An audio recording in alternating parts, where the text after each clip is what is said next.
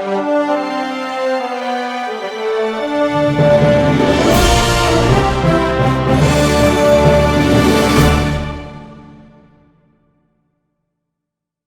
convidá-lo a abrir a sua Bíblia outra vez no livro do Gênesis, primeiro livro da Bíblia, capítulo 2. Nós vamos reler apenas 2 versículos, o versículo 15, aliás 3, do versículo 15 ao verso 17. Com esse texto nós introduzimos o tema que vamos estudar nesta noite. Diz assim a palavra de Deus: E tomou o Senhor Deus o homem e o pôs no jardim do Éden para o lavrar e o guardar. E ordenou o Senhor Deus ao homem, dizendo: De toda a árvore do jardim comerás livremente, mas da árvore da ciência do bem e do mal, dela não comerás, porque no dia em que dela comeres, certamente morrerás. Amém. Graças a Deus por sua palavra. Todos nós conhecemos essa história, queridos. Como Deus criou o homem, colocou o homem no jardim do Éden, cercou aquele homem de uma beleza extraordinária, né? Até hoje, quando nós temos um lugar bonito, nós chamamos esse lugar de paraíso. E colocou ali o homem, dando-lhe uma ocupação, dando-lhe o direito a provar de um número muito grande de árvores frutíferas boas que Deus havia colocado ali.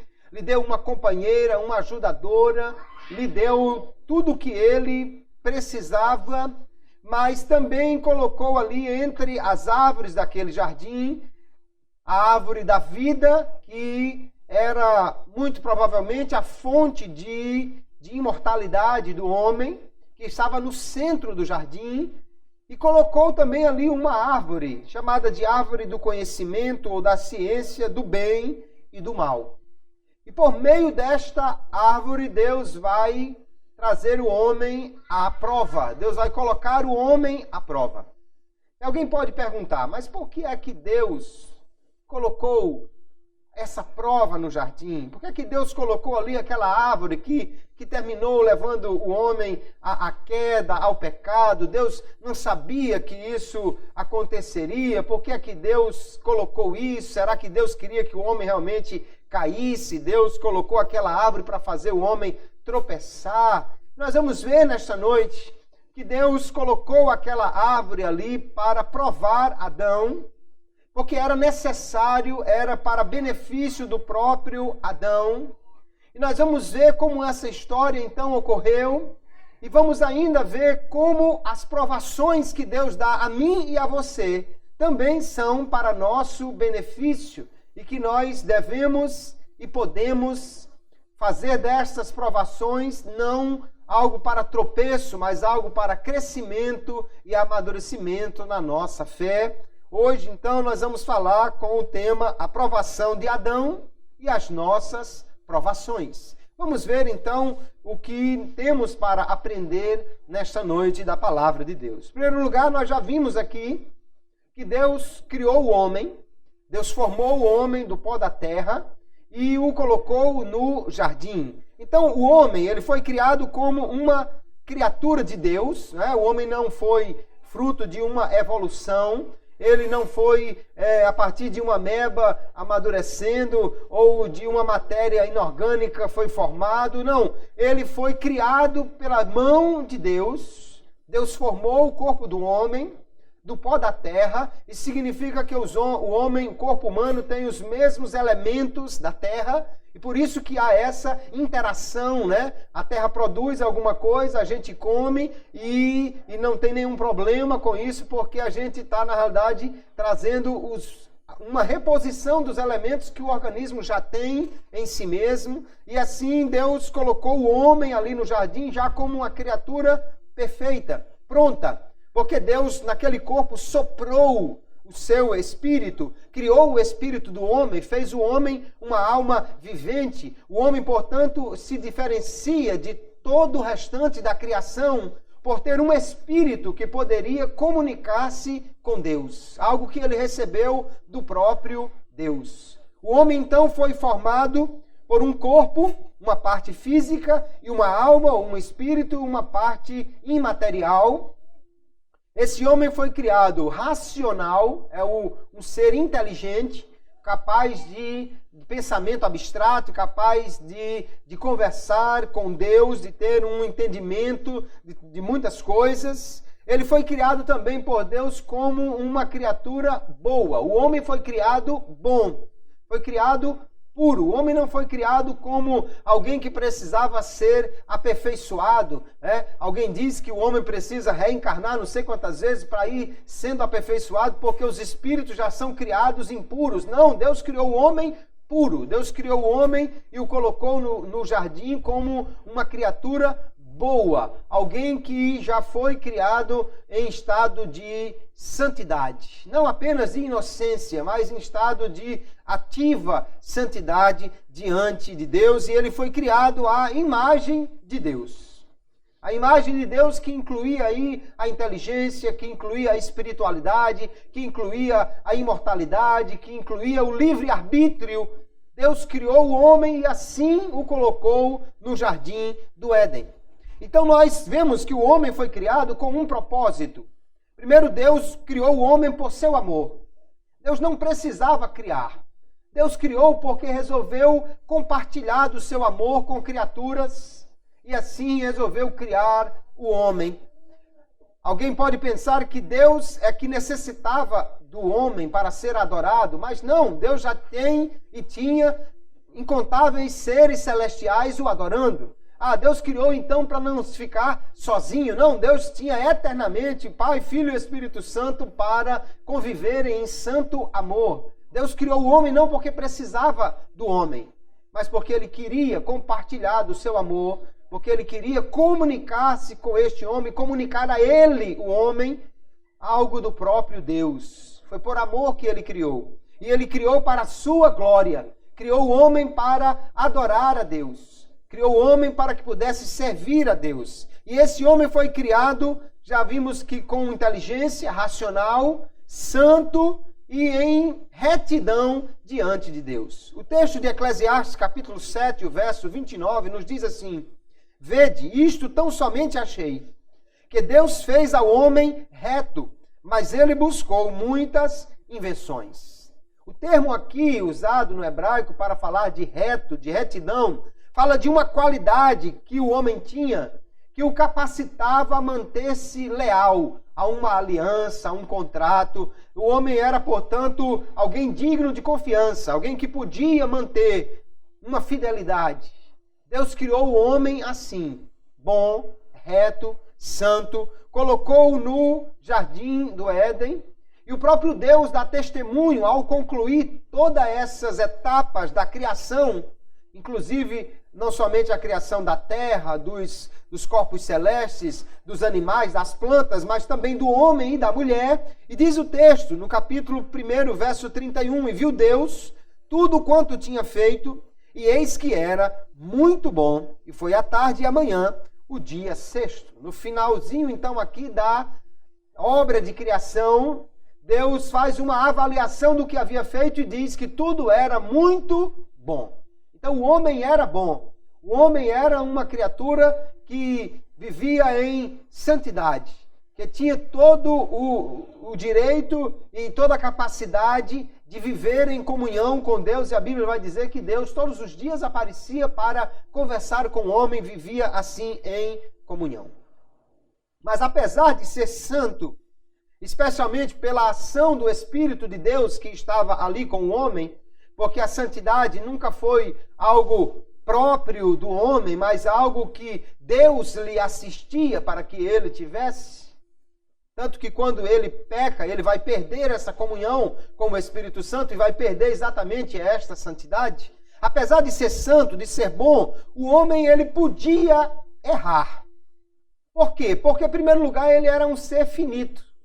A sua vontade não era onipotente. Ele não era onisciente, que tivesse todo o conhecimento. Eu já sei que se eu for comer desse fruto eu vou me dar muito mal, então não vou fazer isso. O homem não era onisciente. Ele era um ser finito. Ele era um ser mutável. Ele podia mudar. E aí ele podia, então, errar. Além do mais, apesar de ser santo, o homem tinha alguns desejos físicos que precisavam ser atendidos. Por exemplo, o desejo de comer. E é exatamente aí onde vai estar o primeiro problema, não é? O homem chega um momento que ele sente fome. Mas Deus havia dito a ele que ele podia comer livremente de todas as outras árvores.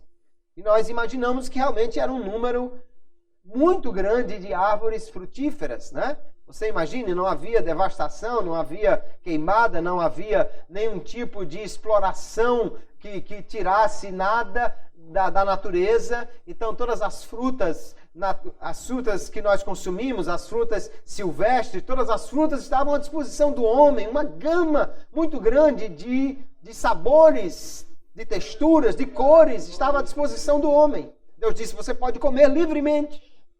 Mas o comer precisava ser atendido, e aí poderia ser uma porta, não é? Para o homem fazer alguma coisa errada, ou querer satisfazer de forma errada aquele desejo. Então o homem foi colocado no jardim como um ser santo, porém um ser que poderia vir a pecar, dada a sua fragilidade. Deus então colocou o homem lá no jardim. Ele foi criado como um ser que podia escolher. Veja que claramente Deus diz que ele livremente podia comer de qualquer árvore. Então o homem foi criado como um agente moral livre, ou seja, alguém que podia escolher, tanto em obedecer quanto em desobedecer a Deus. Tanto é que ele recebeu um mandamento. Você não pode dar um mandamento a quem não tem poder de escolha. Não é? Imagine você sair de casa e você fechou todas as portas, botou uma grade, passou os cadeados, fechou tudo por fora, levou a chave, mas você diz, filhinho, não saia de casa. Esse mandamento não é verdadeiro, porque a menos que ele tenha um treinamento em abrir cadeado ou possua um pé de cabra de excelente qualidade, o menino não pode sair de casa. Né? Então você não pode dar um mandamento para quem não pode cumprir ou deixar de cumprir e achar que ele é livre. O homem recebeu o mandamento aqui porque ele tinha livre arbítrio. Ele podia obedecer, senão Deus não havia dado o mandamento a ele. Mas ele também podia desobedecer, o que ele de fato vai fazer. Nós já conhecemos a história. O homem foi colocado ali, queridos, como um ser que podia escolher. E para que ele pudesse glorificar a Deus, para que pudesse adorar a Deus e para pudesse servir a Deus genuinamente, ele tinha que fazer isso de forma livre. Por quê? Porque não existe amor forçado. Amor forçado é uma contradição de termos. Se você disser que alguém casou com outro porque o pai estava com uma arma nas costas, então você não pode dizer de jeito nenhum que ele casou por amor, a não ser que seja amor à própria vida, né? Para não morrer, porque o amor verdadeiro só pode ser num ambiente livre, ele só pode existir num ambiente livre. Deus então colocou o homem ali, deu liberdade, mas esse homem precisava mostrar a sua obediência a Deus. Então era necessário que Adão tivesse uma oportunidade de fazer uma escolha e por essa escolha confirmar a sua obediência. Você só sabe se alguém é obediente se você der a ele a oportunidade de mostrar a obediência ou a desobediência. Né? Aquele exemplo do pai que trancou o filho e saiu de casa, ele jamais pode chegar lá na praça e dizer, olha, meu filho é muito obediente. Eu saio de casa e digo a ele, não saia, meu filho. Ele nunca saiu. Lógico, o menino já quebrou 2 vezes uma faca tentando abrir a porta, mas não conseguiu. Então não pode dizer que ele é obediente. Você só pode dizer que ele é obediente se você fechou a porta, mas deixou a chave com ele e disse, meu filho, não saia de casa. E ele não saiu, então ele é obediente. O homem precisava, portanto, de uma prova para que ele pudesse adorar a Deus livremente, para que ele pudesse mostrar a sua obediência. Por isso, então, foi colocado ali uma árvore e Deus lhe deu uma proibição, uma restrição, para por ela provar a obediência do homem. Além do mais, nós vamos ver que o mandamento, a proibição de comer do fruto da árvore do conhecimento do bem e do mal, ela tinha outras funções muito interessantes. Em primeiro lugar, ao receber um mandamento, o homem entendia que ele estava debaixo de uma autoridade. O homem nunca foi um ser que não tivesse que dar satisfação a ninguém. Nunca foi autônomo, nunca teve as suas próprias leis. Ele sempre esteve debaixo de um Deus que o criou e a quem ele devia prestar contas. Então o mandamento, em primeiro lugar, lembrava que o homem tinha responsabilidade com o seu Criador. Além do mais, a árvore do conhecimento do bem e do mal mostrava ao homem, ou lembrava a ele, que ele precisa fazer escolhas certas. Deus sempre nos lembra que nós precisamos escolher, e escolher o certo. Porque Deus não nos criou como robôs, já programados para fazer tudo. Senão não fazia sentido na Bíblia ter tantas advertências. Deus criou o homem e lhe deu a capacidade de escolha. Mas aquela árvore estava ali para lembrar, escolha corretamente. Faça a escolha certa. Então ali havia uma árvore. E porque Deus colocou aquela árvore e deu o mandamento ao homem? Porque a provação, queridos, ela nos traz um aperfeiçoamento. Todas as vezes que alguém é provado, ele pode crescer, ele pode ser aperfeiçoado naquela provação. Quando Deus fez o homem, nós já vimos que Adão e Eva também eram seres santos, seres puros, seres bons. Mas Adão tinha uma natureza santa. Porém, ele não tinha ainda um caráter santo. Ele tinha a natureza, ele era bom por natureza. Mas ele não tinha um caráter forjado, ele não tinha ainda um caráter amadurecido. Porque nós vamos ver que a natureza santa, eu gosto dessa frase, que a natureza santa é o resultado da criação. Deus criou o homem santo. Mas o caráter santo é o resultado de um teste em que se faz a escolha do bem quando seria possível decidir-se pelo mal. O seu caráter e o de Adão, ele é aperfeiçoado todas as vezes que você escolhe fazer o certo em vez de fazer o errado. Cada vez que você deixa de colar na prova, cada vez que você deixa de aceitar um suborno, cada vez que você deixa de fazer algo errado porque não tem ninguém olhando ou alguma coisa assim, o seu caráter está sendo aperfeiçoado. E cada vez que você, porque ninguém está vendo, esconde uma coisa que não era sua, falsifica alguma coisa, então você está forjando um caráter ruim. O homem, então, era santo por natureza, mas por não ter sido ainda provado, ele não era um ser com um caráter santo. Nós vamos encontrar uma outra frase aqui que diz, é assim que a liberdade ganha caráter. O homem era livre, mas ele precisava formar o seu caráter. E ele diz, o caráter é o resultado da decisão pelo bom, verdadeiro, correto. Se não há oportunidade para decisão contrária, por mais destrutiva que seja, não pode haver estabelecimento de caráter. Então alguém diz, por que Deus colocou aquela árvore ali? Deus não sabia que o homem ia pecar. Deus não sabia que aquilo seria um tropeço. Deus não sabia que o homem iria se prejudicar ali. Sim, Deus sabia. Mas é que não há outra forma de você forjar o caráter de alguém senão dando-lhe a oportunidade de praticar o bem, quando ele tem também a opção de praticar o mal. De fazer o certo, quando ele tem também a opção de fazer o errado. Não há outra maneira. Deus poderia criar um homem com a natureza santa, e ele o fez. Mas para formar um caráter santo, o homem tinha que passar por experiências. Ninguém tem um caráter formado sem passar por provações, sem fazer escolhas certas. Então, a provação era necessária. A árvore era necessária. Agora, Deus colocou o homem ali e lhe deu toda a capacidade de fazer a escolha certa. Então, o homem podia ter vivido comendo de todas as árvores do jardim, sem nunca ter sequer encostado na árvore do conhecimento do bem e do mal. E cada vez que ele olhasse para a árvore e dissesse, essa não, e fosse comer de outra, o seu caráter estaria sendo forjado, aperfeiçoado, e ele se tornaria cada vez mais um ser santo, um ser puro, um ser que poderia chegar um momento de Deus resolver levá-lo para o céu, porque ele já estava com um caráter aperfeiçoado, sem precisar de passar pelo que ele passou. É lógico que nós não sabemos dizer como seria se o homem nunca tivesse comido, porque ele comeu. Mas o caráter do homem estaria sendo forjado ali através daquela provação. Então a provação, queridos, traz aperfeiçoamento. Quando Deus nos prova, ele tem um bom propósito. É para o nosso bem. Se nós passarmos na prova, nós estaremos crescendo através desta provação.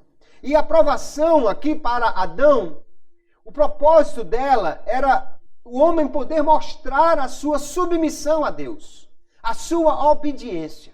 Nós já vimos que o homem não podia mostrar que era obediente se ele não tivesse algum meio de fazer o errado e pudesse escolher fazer o certo em vez disso. O homem tinha que ser provado em algo, e Deus provou o homem dando a ele um mandamento que alguns teólogos chamam de um mandamento positivo. O que é um mandamento positivo? É uma coisa que não é errada em si mesma. Só é errado porque Deus proibiu. Só é errado porque é produtivo. Se Deus tivesse dado um mandamento para Adão assim: Adão, você pode fazer o que quiser, menos matar Eva. Seria bem mais fácil para Adão cumprir. Adão, você pode fazer o que quiser, menos bater em Eva. Seria fácil para Adão cumprir esse mandamento assim, porque já era evidente que aquilo era errado. Como é que ele iria bater em Eva? Como é que ele iria matar Eva e agora ia ficar sozinho no jardim? Deus, então, não deu ao homem um mandamento moral, um mandamento que fosse evidentemente errado. Deus deu ao homem algo que era comum, era simples, mas que se tornava proibido só porque Deus disse que não fizesse. Porque comer nunca foi pecado. Talvez comer demais já fosse alguma coisa complicada, né? Mas provar de uma fruta não era pecado em si mesmo. Onde estava o pecado em comer daquela fruta? Só era errado porque Deus proibiu.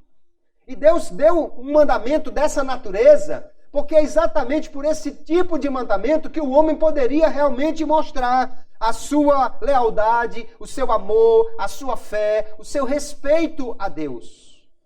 Não matar seria muito evidente. Não comer de uma fruta, uma só, quando era possível comer de todas as outras sem pecar, aí seria a prova realmente de que o homem era obediente a Deus. Armínio chamou esse mandamento positivo de uma lei simbólica, que ele diz que essa lei prescreve ou proíbe algum ato que em si mesmo não é agradável nem desagradável a Deus. E para esse propósito, Deus pode verificar se o homem está disposto a lhe prestar obediência. Veja que a ideia é exatamente essa. O mandamento que Deus deu ao homem, não coma daquela fruta, não era errado, não era alguma coisa errada em si mesma, mas se tornava errado só porque Deus proibiu. Não coma. E aí sim, o homem deveria provar a sua obediência a Deus. E aí nós vamos ver que Deus colocou o homem ali no jardim. Quando o homem começou a sua vida ali, não sabemos quanto tempo se passou. Chega o dia que a mulher está junto da árvore, embora que na sequência do texto diz que Adão estava junto com ela. E aí vem a serpente, que aqui é um instrumento de Satanás. E ele tenta a mulher, né, primeiramente. Ele começa a querer deturpar as palavras de Deus. Ele diz: o que foi que Deus disse? Que não podia comer e nem sequer tocar no fruto. Ele já estava adulterando a palavra de Deus. É assim que Satanás opera.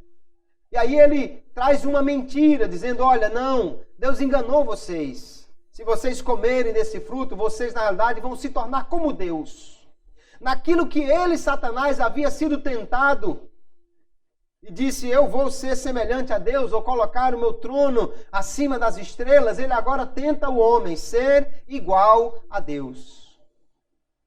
E a mulher, então, ouve a voz da serpente, porque viu que o fruto era bom.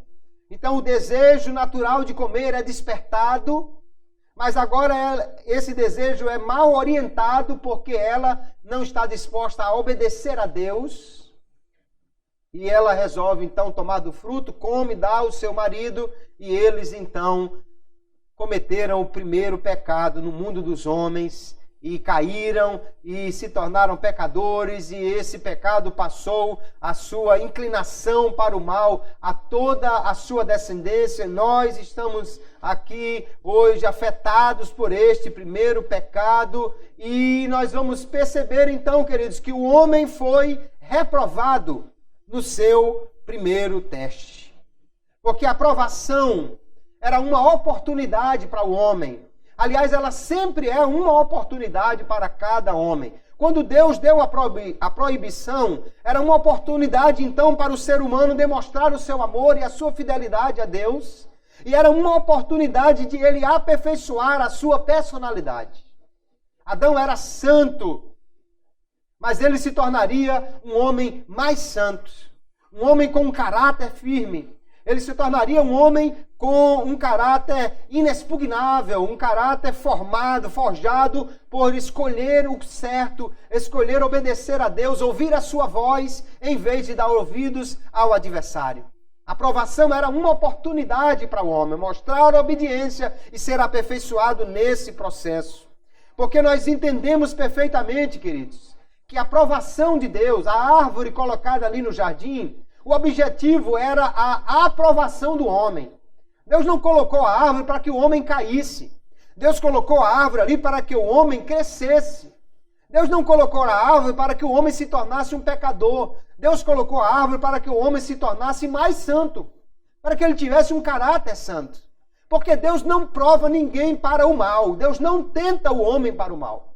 Na Bíblia nós vamos encontrar, e nós vamos ver já algumas passagens. Às vezes um mesmo termo tanto pode ser usado para provação como para tentação.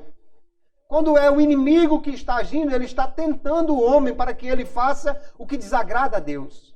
Mas quando é Deus que está colocando o homem à prova, Deus nunca prova o homem para lhe destruir. Deus só prova o homem para o aperfeiçoar, para que ele cresça, para que ele amadureça, para que ele melhore. Deus então visava a aprovação. A prova nós vimos que era necessária, mas o pecado não era necessário. Alguém diz assim, não, mas o homem tinha que cair para poder Deus mostrar a sua justiça e a sua misericórdia. Não, isso é um pensamento equivocado. Porque você pode mostrar misericórdia impedindo que alguém caia. Alguém ia cair, você segurou pela mão e não deixou que ele caísse. Você já mostrou misericórdia. Ele não precisa deixar a pessoa cair para poder você levantar para mostrar misericórdia. E para mostrar justiça, você tanto mostra justiça punindo quem faz o errado, como recompensando quem faz o certo. Se o homem fizesse sempre o certo, Deus poderia recompensá-lo e mostrar a sua justiça. Então a justiça de Deus não precisava do pecado para ser mostrada, e nem a misericórdia de Deus precisava da queda. Deus poderia ter evitado a queda e já estaria mostrando a sua misericórdia. O homem, então, podia ter vivido sem o pecado. A prova era necessária para que o homem amadurecesse no seu caráter. Mas o pecado não era necessário. A queda nunca foi necessária e não foi decretada por Deus. Deus não decretou que o homem caísse. Deus não colocou a árvore para derrubar o homem. Deus colocou o homem para ser provado, mas o propósito de Deus era que o homem passasse na prova. Era que o homem fosse aprovado ali. O homem caiu não foi porque Deus decretou. O homem caiu por fazer mau uso da sua liberdade de escolha. Está claro na Bíblia, Deus disse, livremente coma de qualquer árvore, menos da árvore do conhecimento do bem e do mal. Então o homem era livre para escolher. Mas ele fez uma escolha ruim. E alguém pode dizer, Deus não podia ter evitado isso? É que se você cria alguém verdadeiramente livre para fazer o bem, ele também precisa ser livre para fazer o mal, senão ele não é livre. Livre tem que ser livre para fazer tanto o bem quanto o mal. Se o homem não pudesse desobedecer, então a árvore não seria um teste.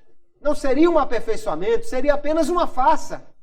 Deus colocou o homem, lhe deu ali o teste, mas o propósito de Deus era a aprovação do homem. Deus não colocou a árvore para que o homem caísse. Armínio vai dizer, Deus não caiu pelo decreto de Deus, Adão não caiu pelo decreto de Deus, nem por ter sido ordenado a cair, nem por deserção, mas pela mera permissão de Deus. Deus apenas permitiu. Por que permitiu? Porque ele criou o homem livre. Porque ele criou o homem. Só em ele ter criado o homem, e ter colocado ele no jardim, e ter colocado ele como um ser livre, e ter submetido ele à prova, então havia uma permissão. Mas não havia uma permissão para o pecado, no sentido de que Deus queria que o homem fizesse isso. A permissão era para a liberdade de Adão, para ele agir livremente. Ele fez mau uso disso. E então caiu e perdeu o seu lugar, a sua comunhão, a sua bênção. Nós também, queridos irmãos, precisamos prestar atenção nessa questão, da primeira prova que o homem foi submetido, porque nós também vamos ser provados ao longo da nossa vida, especialmente como crentes. Nós também vamos passar por provações. E as nossas provações, assim como a de Adão, também têm o propósito de nos aperfeiçoar. Nós vamos ver que a aprovação é necessária para confirmar a nossa fé. Para que você possa declarar uma fé autêntica, você precisa ter a prova, você precisa passar por uma prova de fé. Nós vamos encontrar Pedro dizendo na sua primeira epístola, capítulo 1, verso 6 em diante, na qual exultais, ainda que agora por um pouco de tempo, sendo necessário, estejais contristados por várias provações, para que a prova da vossa fé, mais preciosa do que o ouro que perece, embora provado pelo fogo, redunde para louvor, glória e honra na revelação de Jesus Cristo. Veja que Pedro está dizendo que assim como o ouro é provado no fogo, e por que alguém bota fogo no ouro? Porque quando o ouro ele é aquecido, as impurezas sobem. E alguém então tira as impurezas e o ouro fica 24 quilates. Fica um ouro puro. Não há outra forma de tirar as impurezas do ouro se não for aquecendo, se não for esquentando. Aí Pedro diz, a fé de vocês é mais preciosa do que o ouro. Então se o ouro passa por uma prova para ser limpo, a fé de vocês muito mais precisa ser provada. Ele diz que é necessário que as provações venham para que a nossa fé ela seja demonstrada como uma fé verdadeira e redunde em glória, em honra, em louvor na revelação de Jesus Cristo. Ou seja, quando Jesus vier buscar a sua igreja, ele quer encontrar um povo com uma fé genuína, uma fé provada e aprovada, ainda que seja necessário passar pelo fogo da provação, para que nós possamos ter uma fé declaradamente autêntica, como a fé de Abraão. Olha, há um texto aqui muito interessante, você certamente já leu, mas não sei se você parou para prestar atenção. Gênesis capítulo 22, Deus havia dado, enfim, um filho a Abraão, filho da sua velhice, que nasceu já quando ele tinha 100 anos de idade, né? E depois que esse filho já havia crescido, alguns autores pensam que 17 anos, alguns falam até de 25 anos após o seu nascimento. Um belo dia, diz o texto, sucedeu depois dessas coisas que Deus provou a Abraão, dizendo-lhe, Abraão, e este respondeu, eis-me aqui, prosseguiu Deus, toma agora teu filho, o teu único filho Isaque, a quem amas, vai à terra de Moriá e oferece-o ali em holocausto sobre um dos montes que te hei de mostrar. Assim Deus mandou que Abraão levasse o seu filho para ser sacrificado. Era uma prova de fogo, irmão. Era uma prova de fogo. Você esperar 100 anos para nascer o menino. 25 anos depois da promessa. E agora que o menino está crescido, e se você já tinha dificuldade para ter um filho aos 99 anos de idade, você imagine agora aos 120 como era mais difícil ter um filho. E Deus pede simplesmente que você vá e ofereça o seu filho.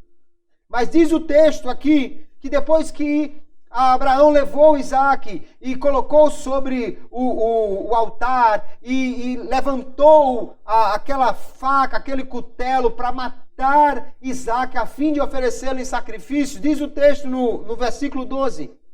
Então disse o anjo: não estendas a mão sobre o mancebo e não lhes faça nada, porquanto agora sei que temes a Deus, visto que não me negaste teu filho, o teu único filho. É um anjo aqui, mas é o anjo do Senhor. Ele fala como sendo o próprio Deus: não me negaste o teu filho. Aí ele diz assim: agora eu sei.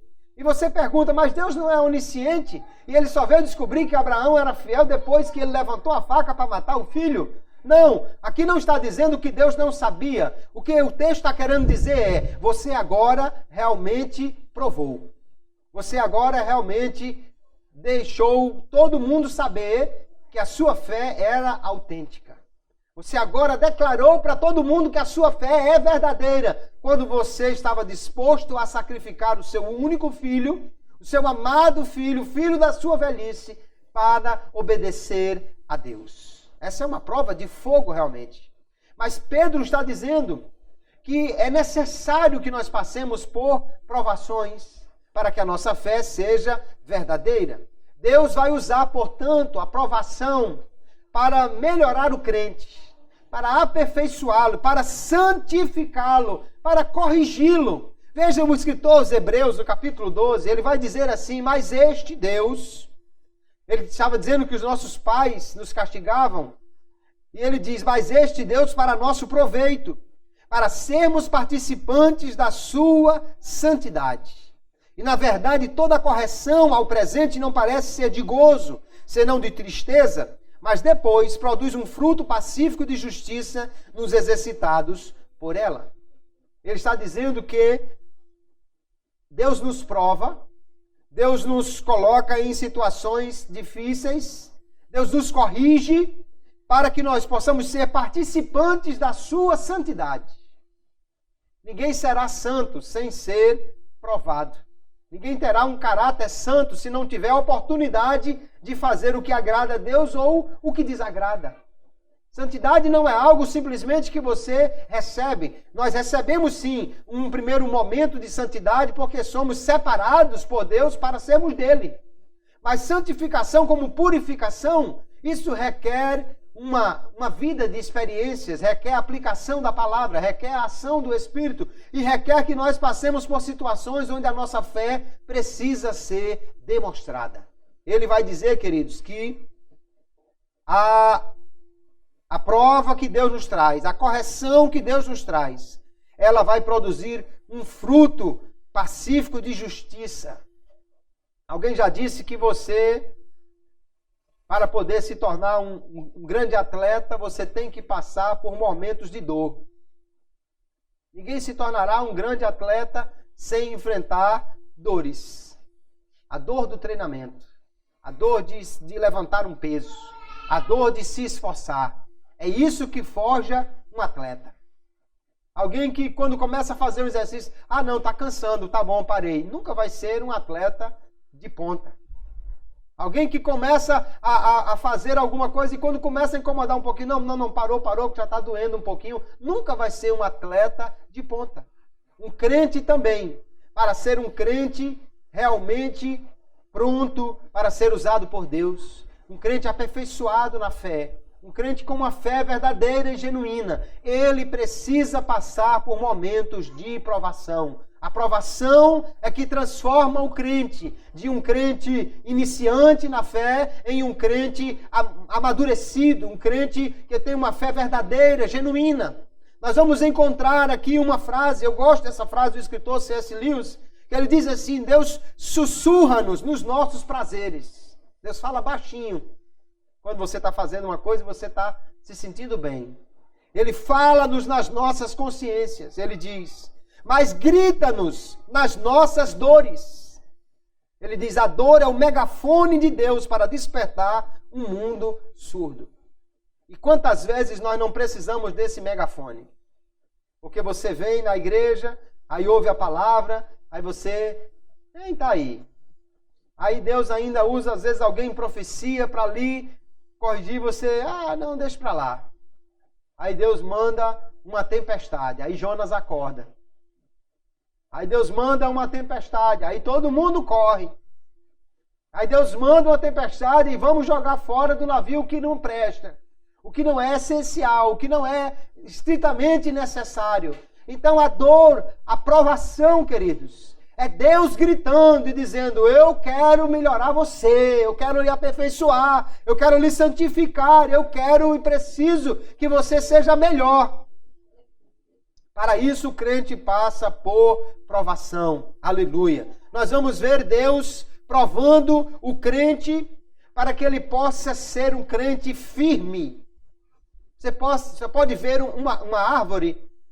Se você plantar uma árvore no meio da floresta, uma árvore que está cercada de outras árvores maiores do que ela até, a tendência dessa árvore é não criar raízes muito profundas.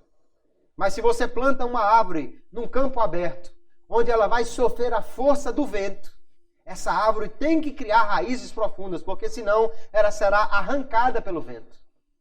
E ela vai ficar torta, retorcida, mas ela vai criar raízes fundas e firmes para poder resistir à força do vento. Deus também usa a provação para gerar a perseverança, a fidelidade, aquele desejo e aquela resistência para continuar. Veja Romanos capítulo 5 e o verso 3, na Nova Versão Internacional, diz assim: não só isso, mas também nos gloriamos nas tribulações. Paulo parece que está ficando maluco, né? Eu acho prazer, eu gosto mesmo da tribulação. Por quê? Ele diz: porque sabemos que a tribulação produz perseverança. A perseverança, um caráter aprovado. E o caráter aprovado, esperança. Veja que sequência extraordinária. Não é exatamente isso que Deus pretendia com Adão? Deus colocou o homem ali e submeteu à prova. Quando você também é provado, Deus está lhe provando para que você possa ter perseverança. O vento sopra, aí você firma os pés e se inclina para frente e diz: eu vou resistir, eu vou permanecer, eu vou avançar, daqui eu não saio, eu não vou cair, eu vou continuar. Isso gera perseverança, e essa perseverança em fazer o certo, em não desistir, em não abandonar a fé, vai gerar o caráter aprovado. Aleluia, aleluia. É assim que Deus vai trabalhar para formar o caráter do homem. E o caráter aprovado, diz o apóstolo Paulo, gera esperança. Ou seja, quando você tem um caráter santo, formado nas tribulações, você tem a esperança, a certeza que Jesus pode voltar hoje e você sobe. Você tem a esperança que Deus está com você e não vai lhe deixar. Você tem a esperança que o céu está reservado para você, porque você perseverou. Você tem um caráter formado a partir das tribulações, das provações que você experimentou. Por isso Paulo diz: nos gloriamos nas tribulações. Em vez de contar vantagem porque não passou nenhuma, ele está contando vantagem porque passou tribulações. Parece que ele se orgulha das cicatrizes espirituais. Eu passei por provações. Esses camaradas aí, olha, eu passei naufrágio 3 vezes, fui apedrejado não sei quantas, perigo no fogo, no perigo no gelo, perigo nisso, fui perseguido, fui. Parece que ele está contando as cicatrizes espirituais e dizendo: eu já tenho experiência. Um caráter aprovado. Um caráter provado e aprovado por Deus. Nós vamos encontrar ainda Tiago capítulo 1, versículo 2. Veja que diz assim: meus irmãos, tende por motivo de grande gozo o passardes por várias provações. Aí você diz: pronto, Tiago também ficou maluco igual a Paulo. Ele agora está dizendo que é para a gente ficar muito alegre quando a gente passar, e não é só por uma não, por várias provações. Já imaginou? Você ficar alegre: irmão, eu estou tão alegre, porque já faz 1 mês que eu estou atribulado, e o mês passado também foi só provação, e o ano passado então, irmão, eu estou alegre demais, porque assim, saindo de uma tribulação e pegando a outra. Meu Deus, parece que Tiago está ficando maluco, realmente não, mas ele diz que nós temos que ter grande alegria em passar em provações. Por quê? Porque ele diz que a aprovação da vossa fé, quando a fé é aprovada e aprovada, produz a perseverança. E a perseverança que tem a sua obra perfeita, para que sejais perfeitos e completos, não faltando em coisa alguma. Veja qual é o trabalho aqui da tribulação. A tribulação vem para que possa tirar as impurezas, como o ouro perde as suas quando é aquecido. Então, cada provação que o crente passa, ele vai sendo aperfeiçoado, ele vai melhorando, ele vai ganhando experiência, ele vai sendo amadurecido. Por isso, Tiago diz: dê glória a Jesus pelas provações. Fique muito contente quando você passar por várias delas. Porque a provação, quando gera a aprovação, ela vai lhe trazer um excelente fruto, um excelente resultado. A perseverança na fé, então, irmãos, é uma qualidade que o crente desenvolve. E desenvolve através da provação, da tribulação, para que ele possa crescer e amadurecer. Se não passarmos por provações, não poderemos ser também aprovados. O aluno passa o ano todo estudando, mas ele só vai ser aprovado se ele passar na prova. Alguém que disser assim: Deus me livre, eu não gosto de prova não. Eu vou estudar, mas não quero fazer prova nenhuma. Também nunca vai ser aprovado. Também nunca vai receber o seu diploma, porque só recebe o diploma se passar na prova e se for aprovado nela. O crente passa por provações. Adão foi provado, nós somos provados. O objetivo de Deus nas provações para o crente é aperfeiçoar o crente. Aleluia. Ainda há uma coisa extraordinária que eu vejo aqui na segunda epístola de Paulo aos Coríntios, que a tribulação desenvolve no cristão a capacidade de consolar os outros.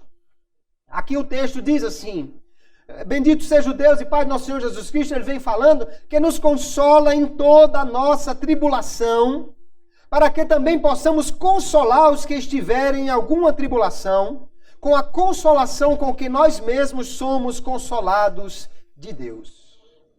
Você passa por tribulações, irmão. Meus irmãos, você passa por tribulação, meu irmão, para que você seja também preparado por Deus para ajudar outros nas suas provações. Alguém que já passou por grandes provações pode consolar a outros, pode orientar a outros quando eles passam pelas mesmas provações. Quando nós casamos, eu e irmã Dione, o desejo dela era de ter filhos rapidamente, né? Se possível, no dia seguinte à lua de mel, ela já ia comprar o teste de gravidez para ver se já tinha dado tudo certo. Mas o fato é que passou-se 1 mês, 2, 3, 4, 5, 6 meses de casado, não usamos nenhum método contraceptivo e nada de Dione engravidar. E fomos aos médicos e testes e exames e mostrou-se que havia uma obstrução nas tubas, né? nas chamadas trompas, mas as tubas de Falópio. Não havia condição, então, de ser gerado o bebê, porque não tinha como o óvulo dirigisse para o útero. E agora? Dione ficou naquela perseverança, tinha que fazer exame, disseram que tinha que fazer tratamento e tal, de repente Dione engravidou. Oh, que maravilha, glória a Jesus! Mas aí começou a sentir umas dores, um desconforto, e com cerca de 3 meses houve um aborto espontâneo. Para quem já tinha quase 1 ano de casado e esperando, e agora teve essa alegria depois de várias notícias ruins que não podia engravidar e tal, de repente engravidou e agora perdeu o bebê assim, ela realmente ficou muito triste. Nós ficamos.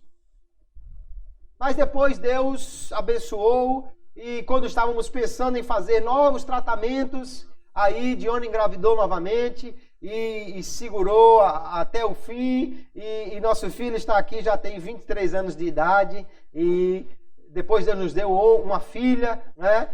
Da mesma maneira, abrindo realmente a madre quando o médico dizia que não era possível. Mas eu estou contando essa história por quê? Porque quando eu estava dirigindo a 3ª congregação, a 3ª igreja que Deus me deu a graça de dirigir, ali havia um casal, eles casaram e também o desejo deles era ter um filho logo. E com poucos dias ou meses de casado, aquela irmã nova engravidou, mas com uns 2 meses ela teve também um aborto espontâneo. Aí nós fomos visitá-la. E aí nós dissemos para ela, olha, minha irmã, eu sei que é difícil esse momento. Dione falando com ela, olha, eu sei que você está passando por um momento difícil, mas Deus vai lhe dar um filho. Esse momento vai passar e Deus vai lhe abençoar com um filho. E ela disse, é muito fácil para a senhora dizer isso. Não sabia a história, né? É muito fácil para a senhora dizer isso. E ela disse, não é fácil não. Deixa eu lhe contar a minha história. Aí contou como havia passado por todo esse problema, como Deus havia lhe consolado quando perdeu o que seria o primeiro filho, e como Deus abriu a madre e hoje estava com filhos. Já tínhamos os dois, já eram adolescentes nessa época, e aquela irmã então pôde ser consolada, porque Dione pôde consolá-la com a mesma consolação com que ela foi consolada por Deus. Você entende? Você passa por dificuldades, por provações, por tribulações, é Deus lhe capacitando para ser um crente que consola os outros. Aleluia! É Deus lhe capacitando para ser um crente que tem história, que tem experiência para contar aos outros, para que eles sejam também consolados. Você às vezes diz assim, eu vou lá na casa da irmã fulana, porque ela tem experiência com Deus. Eu vou na casa da irmã fulana, porque ela vai orar por mim, e ela vai me aconselhar, porque ela é uma mulher experiente. Pois é, mas vá e peça para ver as cicatrizes espirituais que ela tem na alma. Ela é experiente, ela sabe aconselhar, ela tem uma palavra de Deus para você, sabe por quê? Porque ela foi provada e foi testada e foi burilada e foi trabalhada por Deus para ser quem ela é, um instrumento de Deus. Não pode ser alguém usado por Deus de forma extraordinária, sem antes ter sido testado, aprovado e ter sido capacitado através das tribulações. Deus, então, nos traz provações, irmãos, para nos capacitar, para nos aperfeiçoar. A provação, entanto, nos levará a uma grande glória nos céus. Jesus disse, vocês são bem-aventurados quando vocês passarem por provações, quando lhes perseguirem por causa do Evangelho, porque é grande o vosso galardão no céu. Eu gosto do texto de 2 Coríntios, capítulo 4, quando o apóstolo Paulo diz, porque a nossa leve e momentânea tribulação, veja que Paulo, irmão, não passou por nenhuma provação assim tão levezinha. Porque o irmão fez uma cara feia para mim. Até hoje, o máximo de perseguição que eu tive foi o irmão que mandou uma mensagem desaforada no WhatsApp para mim. Não foi isso que o apóstolo Paulo passou, não. Apedrejamento, naufrágio, expulsões de cidade, perseguição dos judeus, multidão querendo matá-lo, tirado à força, depois levado escondido por uma guarda, porque queriam matá-lo no meio do caminho. E essas grandes tribulações, Paulo diz assim, isso é leve e momentâneo. Como assim, Paulo? Leve e momentâneo comparado com o peso eterno de glória muito excelente que está reservado para nós. Aleluia. Porque são essas provações, irmãos, que nos faz perseverar na fé. Aleluia. São elas que fazem com que a gente finque o pé e não caia, não ceda à tentação, não recue pela investida do adversário. E por causa dessa provação que nos leva ao aperfeiçoamento, nós podemos chegar até o céu. Aleluia. Podemos chegar até o céu porque fomos submetidos a uma força contrária, mas resistimos e fomos aprovados. Glória a Jesus. Deus nos prova, mas o desejo de Deus, o propósito de Deus na provação é nos aprovar. Deus não prova ninguém para lhe derrubar. O diabo é que tenta alguém com interesse que ele caia. Deus não. Deus não provou Adão para ele cair e nem prova crente nenhum. 1 Coríntios capítulo 10, diz o texto do apóstolo Paulo, não veio sobre vós tentação senão humana, ou seja, que um homem pode suportar. Mas fiel é Deus, que vos não deixará tentar acima do que podeis. Antes, com a tentação, dará também o escape para que a possais suportar. Olha que Deus tremendo esse que nós servimos, irmãos. Ele lhe prova, mas não prova além das forças. Ele lhe prova, mas só até o limite que você aguenta. Deus não prova, eu vou ver agora se ele aguenta ou não, vou até onde der, se torar, torou. Não, Deus não faz isso. Deus lhe prova para que você seja aprovado. Ele estabelece um limite para a prova. E junto com a prova, ele já lhe dá o escape para que você possa suportar a provação. Então não venha me dizer essa conversa, irmão, eu caí porque realmente a provação foi muito forte. Porque ninguém aguentava aquela provação não, irmãos. Você aguentava, outro talvez não aguentasse, mas você aguentava. Porque Deus não nos prova além do que nós podemos suportar, é o que diz a sua palavra. Eu duvido que outro crente dessa igreja suportasse, outro talvez não suportasse, mas você suportaria. Se tivesse perseverado em fazer o que agradava a Deus. Por quê? Porque cada prova é sob medida. Deus só prova até onde você pode ir. Então a provação do irmão talvez seja menor do que a sua. Por que é que eu sou mais provado que todo mundo? Porque você é mais resistente. Ou mais teimoso, não sei. Mas você é provado só até onde você pode ir. A aprovação só vem quando nós resistimos até o final do teste. Aí somos aprovados. O Deus que nos prova é um Pai amoroso. Ele não é um carrasco. Ele não é um juiz impessoal. É assim, quer ser crente mesmo, então vou botar agora para arrebentar. Eu quero ver se esse crente suporta mesmo. Não, Deus é um Pai amoroso. Ele está testando seus filhos para aperfeiçoá-los. Como um pai que está acompanhando um filho que é atleta e ele sabe até onde ele pode suportar. Vá, filho, mais um pouco, vá, se esforce um pouquinho mais. Eu sei que você pode, eu sei que você consegue. Deus prova-nos assim, irmãos. Mas Ele quer o nosso aperfeiçoamento e não a nossa derrota. Texto de Jeremias, capítulo 29, Deus revela como Ele é um Deus que tem bons propósitos para os homens. E Ele diz, pois eu bem sei os planos que eu estou projetando para vós, diz o Senhor. Planos de paz e não de mal, para vos dar um futuro e uma esperança. Deus não planeja derrubar ninguém. Deus não decreta o mal ou a queda para ninguém. O propósito de Deus para o homem é que ele seja aperfeiçoado, é que ele seja melhorado. Nós vamos encontrar ainda aqui Tiago capítulo 5, verso 11, ele diz, eis que chamamos bem-aventurados os que suportam aflições. Esse Tiago realmente não bate bem da bola não, né?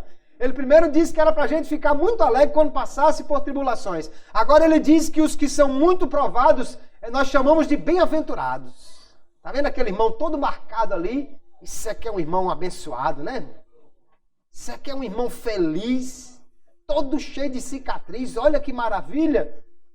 Aí ele diz, ouvistes da paciência ou da perseverança de Jó, e vistes o fim que o Senhor lhe deu, porque o Senhor é cheio de misericórdia e compaixão, aleluia. Jó aqui é lembrado por sua perseverança. É engraçado que Jó era muito rico. Mas ninguém lembra de Jó. Lembra da riqueza de Jó? Não. Porque a riqueza de Jó qualquer um pode ter. Mas Jó é conhecido pela sua perseverança. Depois de sofrer tudo, ele rasga a sua veste, se lança no chão e adora a Deus, dizendo, o Senhor deu, o Senhor tomou, bendito seja o nome do Senhor. Aleluia. Ele vai dizer, ainda que ele me mate, eu vou permanecer firme. Aleluia. Tem crente que diz, não, se Deus me cortar, eu estou fora. Já disse, ele pode até me matar, mas eu não abro mão. Eu vou permanecer, aleluia. Um homem que você sabe, foi provado aparentemente até um limite que pouquíssimos poderiam suportar. Num belo dia chega um homem após o outro com notícias terríveis. Notícias piores do que os 360 votos do impeachment. Notícias terríveis para qualquer um. Sabe as ovelhas? Levaram tudo. Sabe os seus filhos? Morreram todos. Sabe os camelos? Também desapareceram. Sabe? Não tem mais nada. De tudo só sobraram 4 homens sobreviventes e agora desempregados que não tinham mais onde trabalhar. Tudo que sobrou foi isso.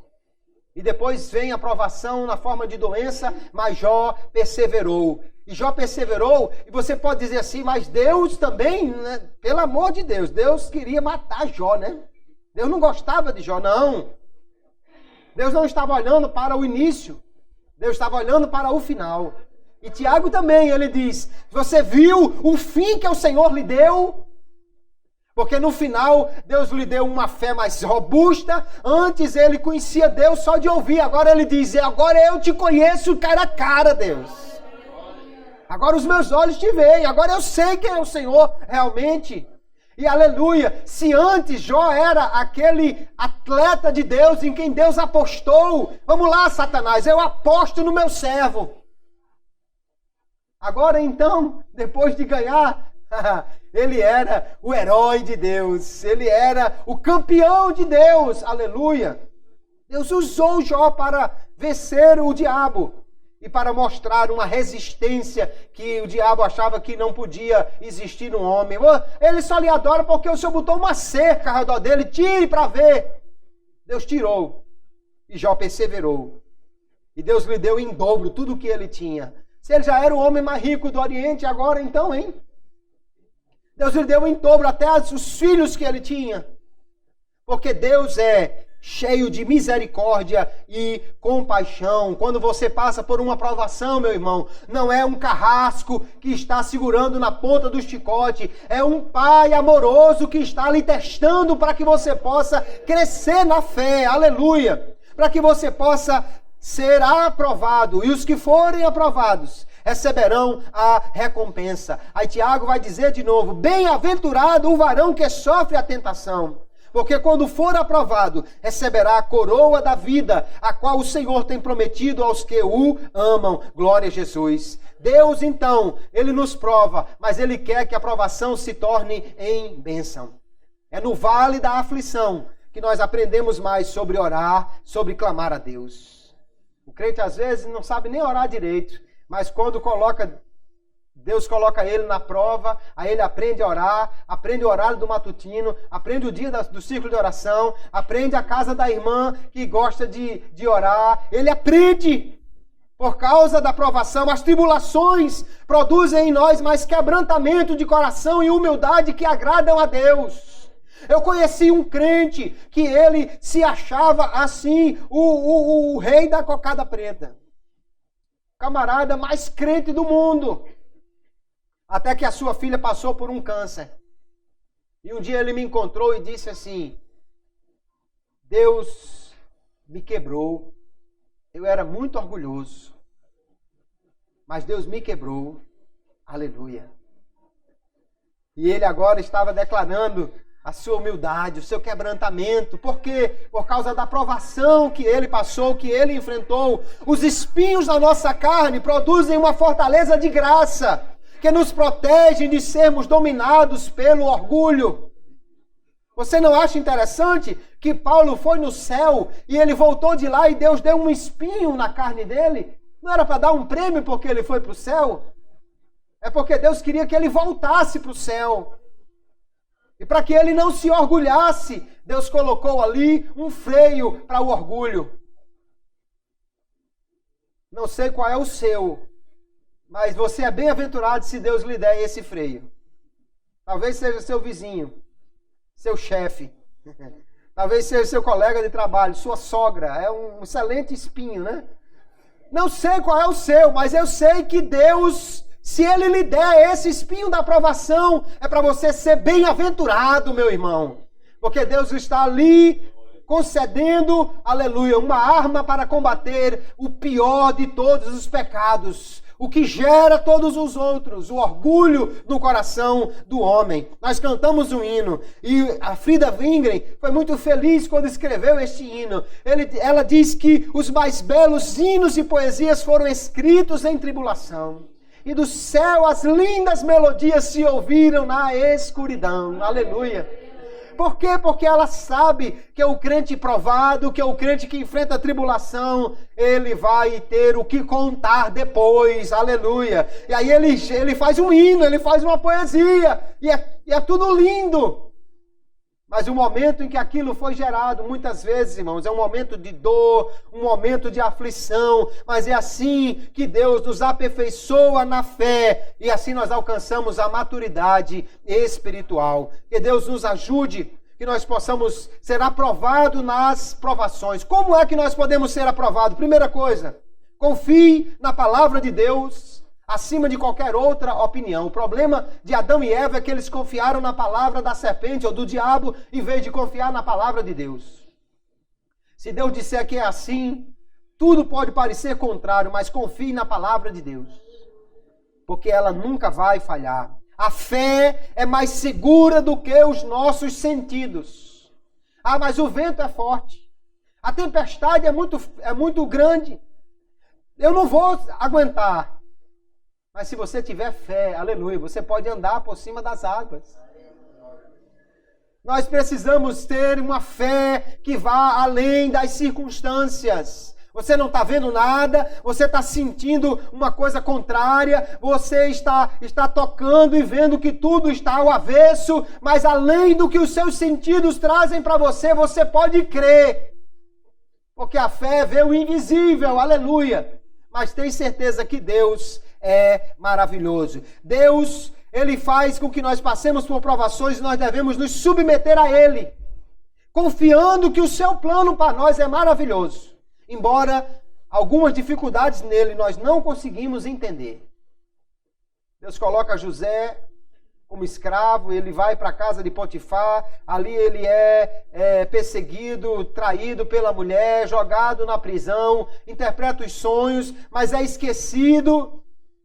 E ele podia estar ali dizendo, mas olha só, rapaz, eu estou aqui esquecido de Deus. Deus falou aquela história de sonho, mas era tudo conversa, não. É que o plano de Deus era daquela forma. E José pôde sair da prisão para se tornar governador do Egito. Mas o homem que subiu ao trono com Faraó, o segundo no governo do Egito, não era mais aquele adolescente que saiu de casa há 13 anos atrás. Era um homem forjado pela provação, pela tribulação. Nós podemos confiar no plano de Deus, mesmo que nós não entendamos o que está sendo feito ali. Então nós podemos entender, queridos, que os nossos primeiros pais, Adão e Eva, eles foram provados. E infelizmente foram desobedientes e foram reprovados. Mas nós também somos provados pelo Senhor. E tanto a provação de Adão quanto as nossas provações são para nosso benefício. Deus nos prova para nos aperfeiçoar, para amadurecer o nosso caráter, para formar em nós um caráter santo. Nós podemos, então, fazer da provação um degrau para crescer, e não um degrau para tropeçar nele. Você pode escolher obedecer ou desobedecer. Na hora da provação, perseverar ou falhar, porque a graça de Deus lhe capacita para isso. E nós temos que então fazer escolhas certas. Desde o princípio, o homem foi colocado diante de uma árvore para entender que precisava escolher. Nossas escolhas definem quem nós seremos, pois nós nos tornamos parte daquilo que aprovamos. Na hora que o homem seguiu a palavra de Satanás, se tornou servo de Satanás, pecador. Mas cada vez que um crente diz não a Satanás e diz sim a Deus, ele se torna mais parte da santidade de Deus. Ele se torna mais participante da santidade de Deus.